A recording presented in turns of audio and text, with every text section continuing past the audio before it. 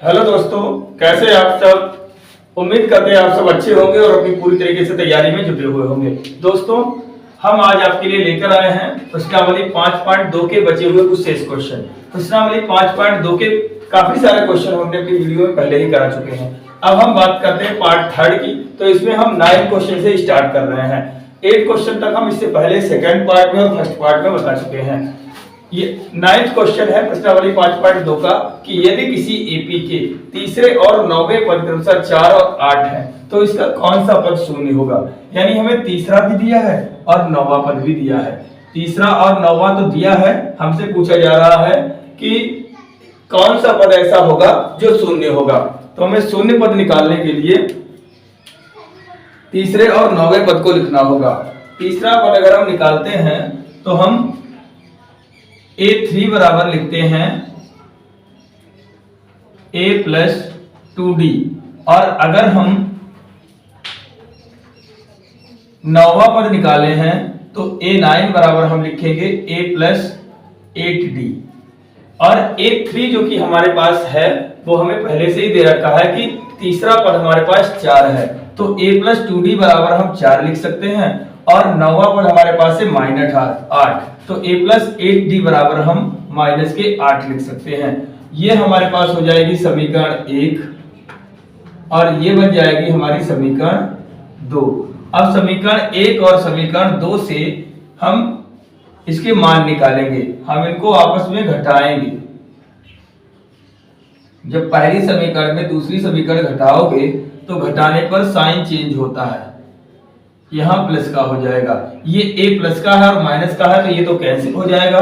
Plus के 2 minus के 8, 2 में से 8 जाएंगे तो माइनस के 6D बचेगा, बराबर 4 प्लस के हैं और प्लस के 8, तो 8 और 4 12 हो जाएंगे।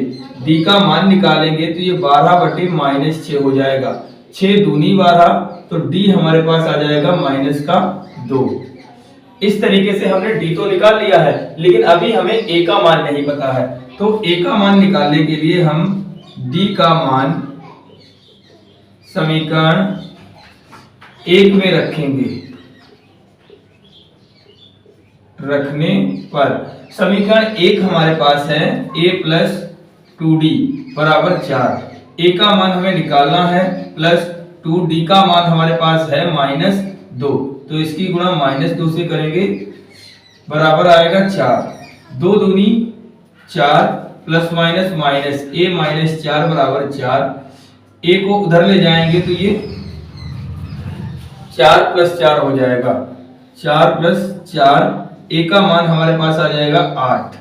इस तरीके से हम A का मान यानी प्रथम पद भी निकाल लेंगे और D का मान यानी सर्वांतर भी निकाल लेंगे। अब जब A और D हमारे पास है, हमसे कह रहा है तो इसका कौन सा पद शून्य होगा, यानी AN बराबर 0 होना चाहिए। और AN बराबर 0 करने के लिए हमारे पास जो फार्मूला, AN हमें पहले से ही पता है 0 रखा जाएगा, तो इसका फार्मूला होता है A प्लस n-1 D बराबर AN, और AN की जगह हमें रखना है 0, A की जगह A का मान हमारे पास 8 दिया है तो 8 लिखो, प्लस n-1 D का मान हमने निकाला है -2, तो यहाँ -2 रखो, बराबर AN का मान हमें 0 लाना है। 8 को उधर ले जाओगे तो यहाँ बचेगा n-1 -2, 8 उधर जाएगा तो ये -8 हो जाएगा। अब -8 उधर हो गया, -2 को यहाँ से हटाओगे तो उधर बटे में चला जाएगा। हमारे पास n-1 बराबर बचेगा -8/-2, माइनस से माइनस कट गया, 200 के 8 हो गया। n-1 हमारे पास 4 आ गया है, n का मान निकालना है तो 4 में 1 प्लस कर दो, तो n की वैल्यू हमारे पास आ जाएगी 5, यानी कह सकते हैं कि 5वां पद शून्य होगा। तो अतः AP का 5वां पद शून्य होगा। इस तरीके से हम इसका आंसर बड़ी आसानी से निकाल सकते हैं। हमें कुछ नहीं करना, जब हमें कोई मान नहीं पता होता है तब हम उसको समीकरण 1 और 2 में रखें और उसका मान निकाल लेते हैं D का और A का, फिर आराम से हम आगे के अपने क्वेश्चन को कर सकते हैं।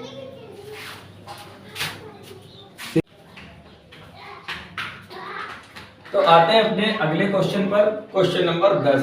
क्वेश्चन नंबर 10 कह रहा है कि किसी एपी का 17वां पद उसके 10वें पद से 7 अधिक है, इसका सार अंतर ज्ञात कीजिए। यानी कहने का मतलब कोई एपी है, उसका 17वां पद जो है वो 10वें पद से 7 अधिक है, तो हमें डी डिफाइन करना है, सारवंतर निकालना है।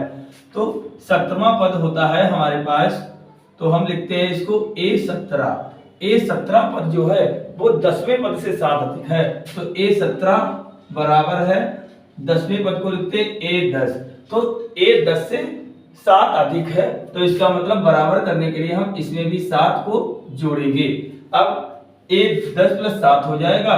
A को हम लिखते हैं, A17 को हम लिखते हैं A + 16D बराबर, ऐसी तरीके से A10 को हम लिखते हैं A + 9D और +7 है। इसमें हम A को पक्षांतर करेंगे और 16D को एक तरफ कर लेंगे, यानी यहाँ हमारे पास 16D और 9D को इधर ले आएंगे तो ये हो जाएगा -9D बराबर A + 7 और 1 ये इधर से चला जाएगा तो -A हो जाएगा।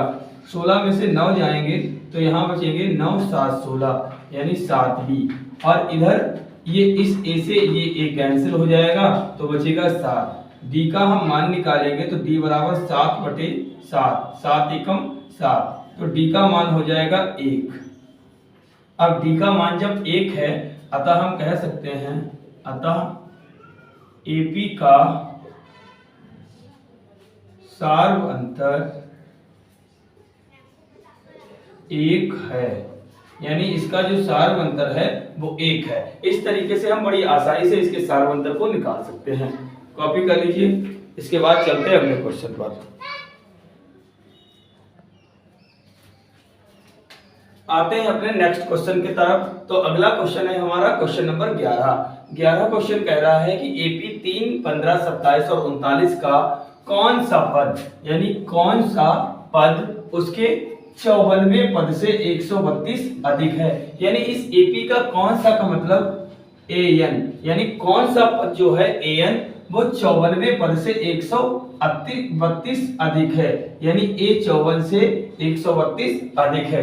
कहने का मतलब ऐसा कौन सा पद है, यानी an बराबर है 54वें पद के A54 से +132, यानी जो एक ऐसा कौन सा पद है जो किसके बराबर हो, 54वें पद के 132 अधिक हो। तो 132 54 में जोड़ देंगे हम। हमें इस क्वेश्चन में A दे रखा है, A बराबर है 3 और D बराबर है A2 - A1, और A2 हमारे पास है 15 -A1 है 3, तो 15 में से 3 जाएंगे, D आ जाएगा 12।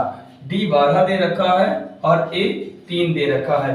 an बराबर हमें निकालना है, तो an का फार्मूला होता है A + n - 1 और D बराबर में है A54, और A54 को हम लिखते हैं A + 53D + 132।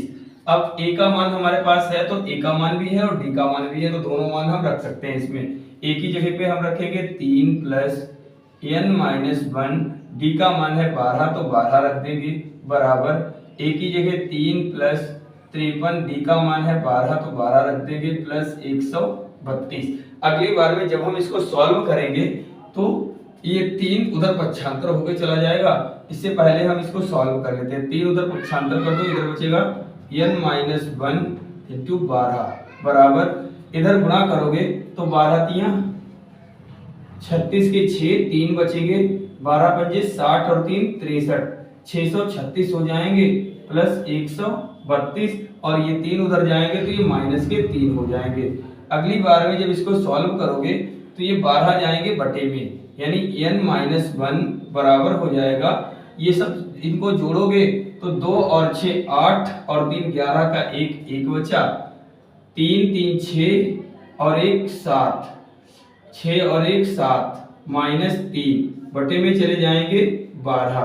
जब इसको सॉल्व करेंगे n - 1 बराबर, तो 771 में से जब 3 माइनस करोगे तो ये बचेंगे 768 बटे में होगा 12, 12 से काटोगे तो 5 × 72 होगा, 4 बचेंगे 48 होंगे, 5 चौक 48, यानी n-1 बराबर 64 आएगा। n का मान निकालना है तो 64 प्लस 1 करेंगे तो n बराबर आ जाएगा 65। अतः कहने का मतलब ये है कि जो n हमारे पास आया है वो 65 आया है। कह रहे कौन सा पद उसके 54वें पद से 132 अधिक होगा, तो हम लिख सकते हैं अतः एपी का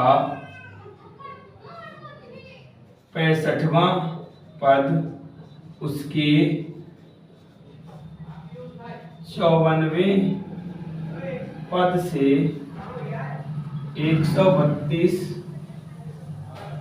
अधिक होगा। इस तरीके से हम इस क्वेश्चन को बड़ी आसानी से कर सकते हैं।